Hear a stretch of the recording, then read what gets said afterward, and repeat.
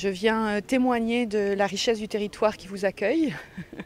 Donc j'intervenais dans le cadre d'un des ateliers du parcours territoire pour témoigner de notre expérience arlésienne en termes de croisement des logiques territoriales, culture et de formation.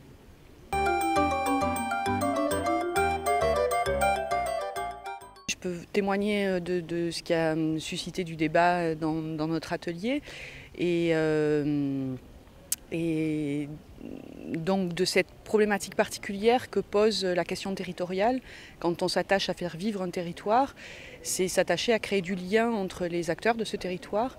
Or aujourd'hui, les professionnels sont de plus en plus pointus dans leur expertise et les politiques publiques tendent à un cloisonnement de l'action de ces professionnels. Politique publique et également la spécificité des entreprises qui sont chacune sur un champ, qui couvrent un champ. Donc quand on essaye de faire vivre un territoire, c'est faire travailler ensemble des personnes qui n'ont pas les mêmes cultures professionnelles, pas les mêmes vécus et qui ne rencontrent pas les mêmes freins sur le territoire. Et donc il s'agit de favoriser un partage de ces problématiques de manière à transformer des leviers du développement territorial. Donc nous, notre posture, c'est ce qui a interpellé un peu le groupe. Je me suis présentée comme déformatrice. Donc avec notre proposition de créer des territoires d'intelligence collective, donc qui suppose de la part du formateur une posture qui soit plus clinique que cognitive, où on est plus attaché à créer un cadre qui va permettre que les personnes partagent leurs expériences, partagent leurs expertises, partagent leurs difficultés à mettre en œuvre leurs projets professionnels.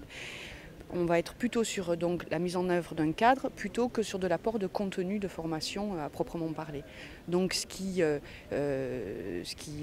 implique un changement de culture en matière de formation. Et c'est ce changement de culture étant